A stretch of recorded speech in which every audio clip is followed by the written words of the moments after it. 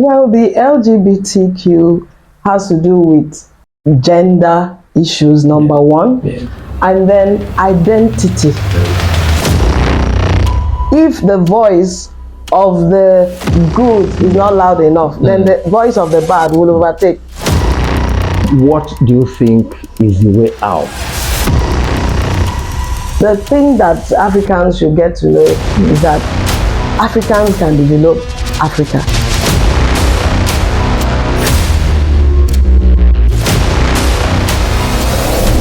Thank you for joining us on the TV Live. I am Gray Admona, and today we're looking at something like it's gradually becoming a torrent, in world society, the LGBTQ impact on different shades of world society, and helping us to give accent to this problem is of course gradually becoming a rave on the screen. Pastor Mrs. Margaret Anizo, multidisciplinary and touching every facet of world development with passion. Madam, you're welcome to the program. Thank you, sir. So, when the Second World War ended in 1945, world society warmed up to the embrace of UNO, like an umbrella, world society. That's mainly at the political level. But somehow, with civilization, I suppose the different continents are entitled to their own developmental agenda and pace.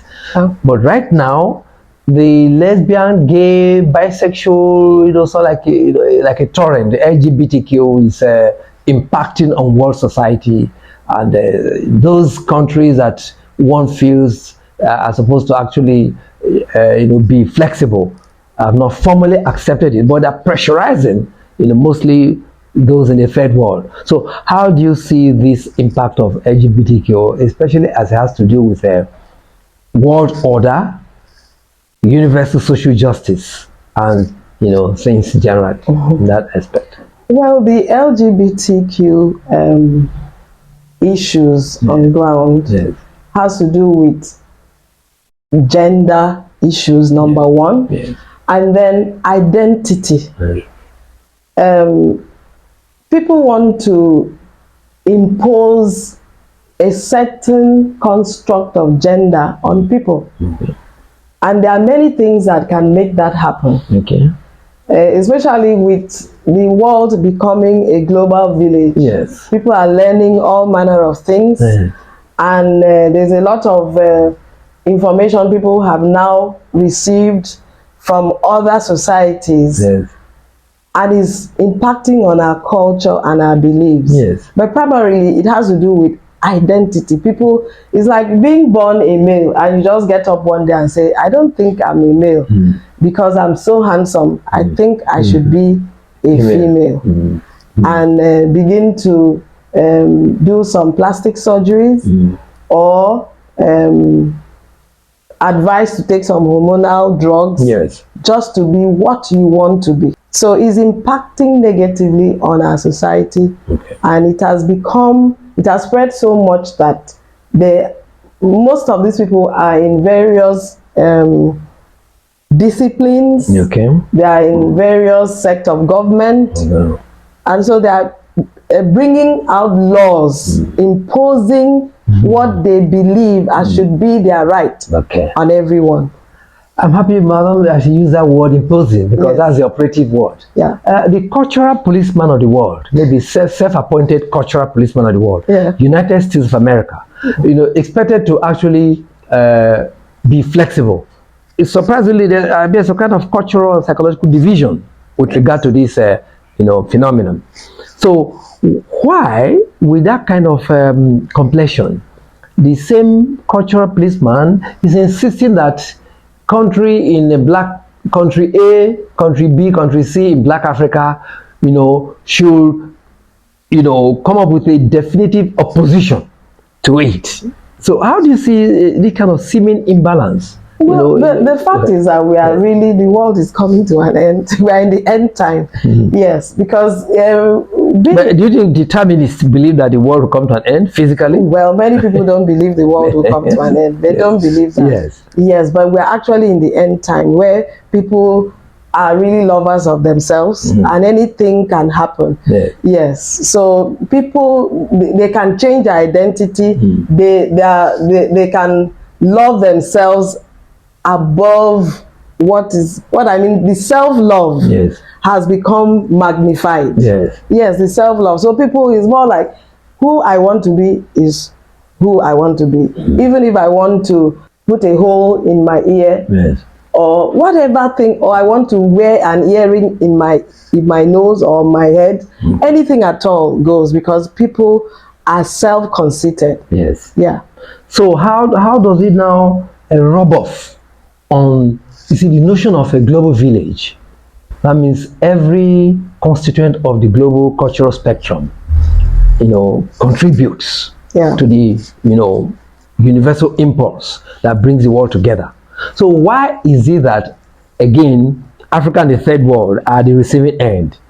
Countries like Uganda, they're taking a hard look at their corporate, self-expression simply because of this issue. So why do we have that kind of? Like I said earlier on, most of the people who are under this umbrella, they are in government, they are in high position, and so it's a matter of exerting their power and their grip on the third world. So it's like, if you do not go by what we want, this is our own, this is what we believe in, then you will not benefit from our aids and all of that. Okay. So they are using that against a third world country, even though those things are not right. Okay. Yeah. Now coming back to the main issue in terms of semantics and general understanding, what do you think is the position of the Western world with regard to this phenomenon relative to how the third world sees it? For the Western world, they believe in a free society. So anything, anyone, whatever anyone wants to become, allow him.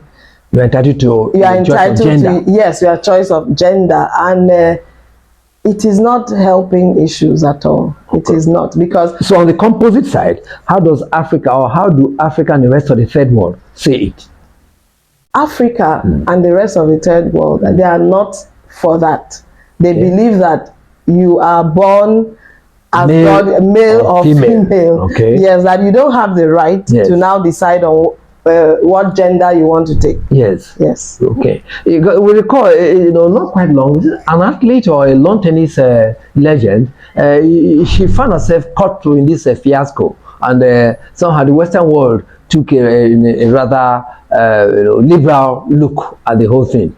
Now, in the long term, don't you think this situation, will experience some deep politicization, so much so that the politics of economic aid, political intervention, in a democracy imported to Africa. Meanwhile, Africa appears to, be traditionalist, and rather, not Republican. So in the long term, don't you think it will, further divide the world, and so the notion of a world order would be, mere hypocrisy? How do you have this kind of situation?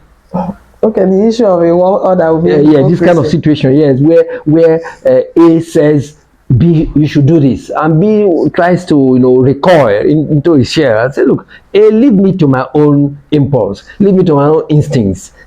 How do you polarize in the world, so to say? The fact is that right now, evil seems to be on the increase. On the rampage. Yes, on the rampage, increase. And I mentioned earlier that if evil is on the increase, and in African tradition, they will say, if you hold the knife and you hold the yam, you are the one that seems to have a say over everything that happens. So that's what is happening right now in the world. Okay. So if these people have the money and they are able to manipulate, a time comes that if the voice of the good is not loud enough, then the voice of the bad will overtake.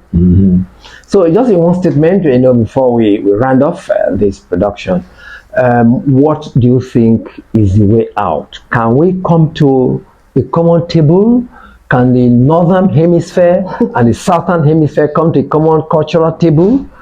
So that each will respect each other's, mutual rights and instincts.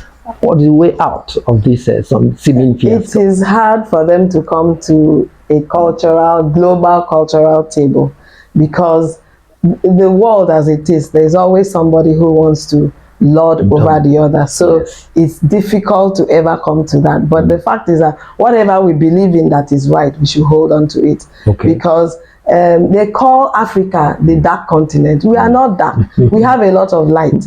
And they should get to, the Western world should get to see that light. Yes. Because we have light in When you it. talk about that phrase, dark continent, Yeah. it reminds us of how African historians battled, to tell the world that we had a history. We have before a they history. came. We have a So, history. so as an adjunct to the drawing the curtain on Yeah. this production, do you think it will also affect the aid issue in world development, giving aid to Africa and then subjecting such aid to this kind of It will stress? definitely affect that. But the thing that Africans should get to know is that Africans can develop Africa. So we should rise up. We shouldn't just be beggarly and forced to do what we don't want to do. It's like robbing Paul to get Peter. No, we shouldn't come to that state in Africa. We can, and it is possible for us to develop Africa. Thank you very much. So the in thing now, if you say going viral, it may sound, banal and simplistic, but that's the problem. And our guest, Pastor Mrs. Margaret Anizo, it's independent-minded with regard to this seeming fiasco. She says the issue about LGBTQ is about how a society, specific society, develops according to its stimuli, its order of stimuli. And so he's entitled to its own developmental agenda, so that it need not be talked down upon as maybe Western society appears to, display itself with regard to the issue. Of course, you remember the routine: like, share, and subscribe, and drop comments. The Noble TV is about enlightenment, universal enlightenment, and no holds barred in this regard. My name is Gray Amona. Thank you for watching.